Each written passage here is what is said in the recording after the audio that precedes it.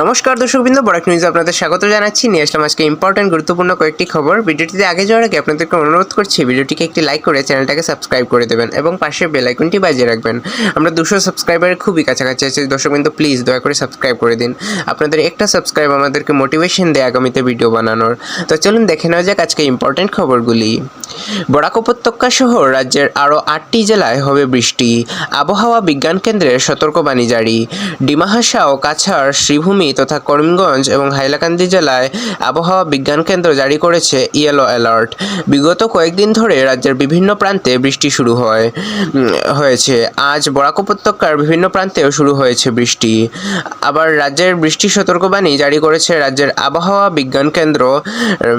8টি জেলায় আবহাওয়া বিজ্ঞান কেন্দ্রের সতর্কবাণী জারি। শিলচর কাছাড়ে 2 দিনে 2 ভুয়া চিকিৎসক গ্রেফতার। আবারও 2জন ভুয়া চিকিৎসককে গ্রেফতার করল কাছাড় পুলিশ। রবিবার কাছাড় পুলিশের তৎপরতায় ধরা পড়ে ভুয়া চিকিৎসক ইন্দ্রজিৎ রায়।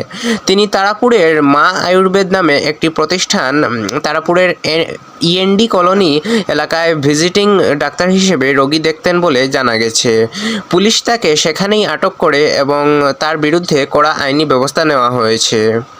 শনিবার নির্ভরযোগ্য সূত্রের ভিত্তিতে পুলিশ অভিযান চালিয়ে দোয়ারবন থানার অন্তর্গত ছোট জালেঙ্গার বাসিন্দা সফাল রায়কেও আটক করে। জানা গেছে তিনি নিজ ফার্মেসিতে চিকিৎসক সেজে দীর্ঘদিন ধরে রোগী দেখছিলেন, এমনকি ফার্মেসির কাছে একটি আলাদা ডাক্তার চেম্বারও পরিচালনা করতেন বলে পুলিশ সূত্রে জানা গেছে।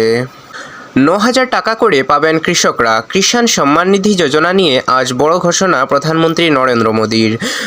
বিহারে বিধানসভা নির্বাচনের প্রচার শুরু হতেই তিনি বড় ঘোষণা করেন। নরেন্দ্র মোদী বলেন তিনি ভোটে এনডিএ জোট জিতলে বিহারের কৃষকরা পাবেন অতিরিক্ত 3,000 টাকা। তিনি বলেন কেন্দ্রীয় সরকার কিষাণ সম্মান নিধি যোজনায় 6,000 টাকা দেয়, সেই সঙ্গে বিহারে তাদের সরকার হলে দেবে অতিরিক্ত আরও 3,000 টাকা, অর্থাৎ কৃষকরা মোট পাবেন 9,000 টাকা। আজ এই ঘোষণা করলেন ভারতের প্রধানমন্ত্রী নরেন্দ্র মোদী।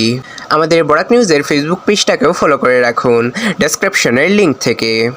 গাঁও পঞ্চায়েতের সভাপতি এবং ওয়ার্ড মেম্বারদের সাবধানবাণী, একটাও দুর্নীতিতে ধরা পড়লে যেতে হবে জেলে। ইতিমধ্যে 75 জনকে গ্রেফতার করে জেলে পাঠানো হয়েছে। পঞ্চায়েতের কার্যালয়ে দুর্নীতি নিয়ে আবারও কঠোর সরকার। কোনো পদে দুর্নীতি করতে পারবেন না পঞ্চায়েতের সদস্য বা প্রতিনিধিরা।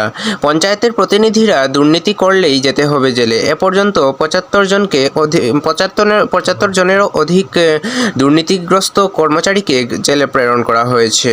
আবারও চুরির ঘটনা ঘটল শিলচরের অম্বিকাপট্টি সুরেন্দ্রধর লেনের একটি ভাড়াটে ঘরের বাসিন্দা পীযূষ চন্দ্র দাসের বাড়িতে সংঘটিত হয়ে এই চুরিকাণ্ড। চোরের দল নাকি বাড়ির পেছনের জানালা ভেঙে স্বর্ণালংকার আদি এবং টাকা পয়সা চুরি করে নিয়ে যায় বলে জানিয়েছেন বাড়ির মালিক পীযূষ দাস। তো এগুলো ছিল আজকে ইম্পর্টেন্ট এবং গুরুত্বপূর্ণ কয়েকটি খবর। এগুলোর মধ্যে আপনার সবচাইতে বেশি গুরুত্বপূর্ণ বলে আপনার কোনটি মনে হয়েছে কমেন্টে নিশ্চয়ই জানাবেন এবং ভিডিওটিকে শেয়ার করে দেবেন আপনার কাছের মানুষের কাছে। তো দেখা হচ্ছে আগামীকাল আরেকটি ভিডিওতে। ততক্ষণের জন্য ভালো থাকুন, সুস্থ থাকুন। জয় হিন্দ।